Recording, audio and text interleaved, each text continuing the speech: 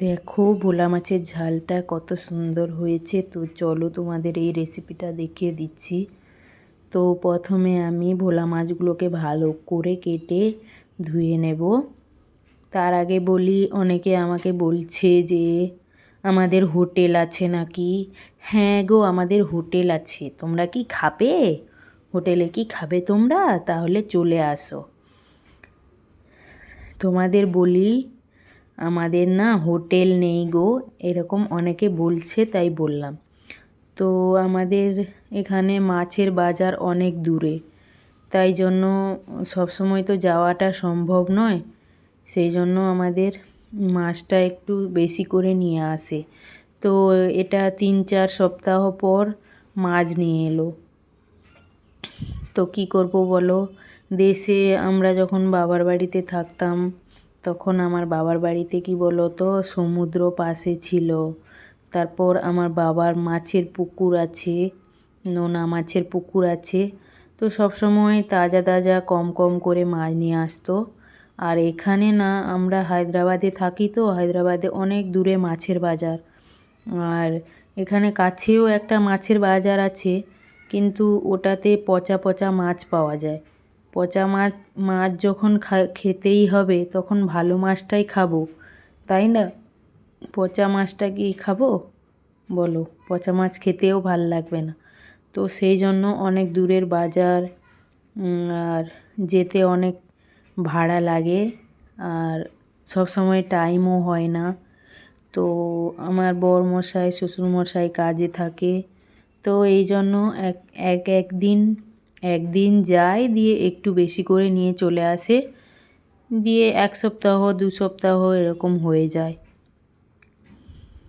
তো এখানে দেখো আমি মাছটা কেটে নিচ্ছি, আর আমার মেয়ে বদমাশি করছে।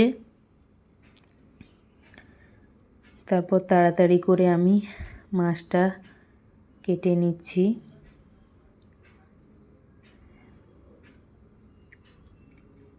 তো দেখো মাছটা অলরেডি আমার কাটা হয়ে গেছে। এখানে মাছটা কাটা হয়ে গেছে, এবার আমি ধুয়ে নেব। আমি 2 পিস করে নিয়েছি মাছগুলো। তো এবার আমি ভালো করে 2-3 বার ধুয়ে নেব মাছগুলো। তো দেখো এখানে আমি ধুয়ে লবণ, হলুদ, লঙ্কা গুঁড়ো মাখিয়ে নিয়েছি। তারপর এখানে পেঁয়াজ, টমেটো, লঙ্কা কেটে নিয়েছি। তারপর কড়াইতে সর্ষের তেল গরম করে, তারপর এবার আমি মাছগুলো দিয়ে দিব একে একে। তো দেখো মাছগুলো দিয়ে আমি একটু ভেজে নেব। তো দেখো এক পিঠটা হয়ে গেছে, আর এক পিঠটা আমি উল্টে দিচ্ছি।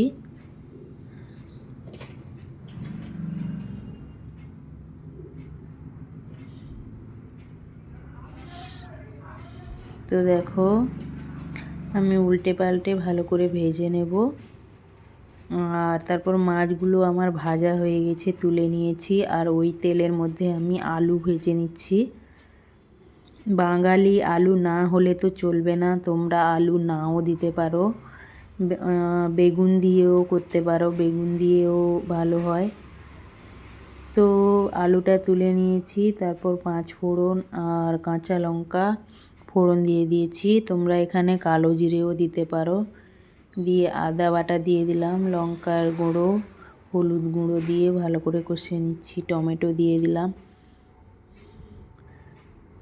আর লবণ দিয়ে দিলাম। তো আমি পেঁয়াজটা দিতে ভুলে গেছিলাম, আর একটা কড়াইতে একটু ভেজে তারপর দিয়ে দিলাম। আর আলুও দিয়ে ভালো করে ঢাকনা দিয়ে কষিয়ে নিব। তো দেখো ভালো করে কষিয়ে নিচ্ছি। তারপর হয়ে গেছে, এখানে আমি সর্ষে বাটাটা দিয়ে দিচ্ছি। তোমরা ছেঁকে নিতে পারো, দেখো কত খাঁকা বেরিয়েছে। আর তারপর ফুটে এলে তারপর আমি মাছগুলো দিয়ে দিব। তো দেখো আমার তরকারিটা ফুটে এসছে, ভাজা মাছগুলো আমি দিয়ে দিচ্ছি। আমার ভিডিওগুলো কেমন লাগে তোমরা অবশ্যই কমেন্ট করে জানাবে। আর সবাই সুস্থ থাকবে, ভালো থাকবে। আর দেখো এখানে ধনেপাতা দিয়ে দিলাম, আর কাঁচা লঙ্কা দিয়ে দিচ্ছি, চেরা কাঁচা লঙ্কা। আর একটুখানি ফুটলে আমি নামিয়ে নিব। তো দেখো আমি নামিয়ে নিলাম। তরকারিটা কত সুন্দর হয়েছে কমেন্টে অবশ্যই জানাবে। সবাই সুস্থ থাকবে, ভালো থাকবে আর সবাই সবার পাশে থাকবে।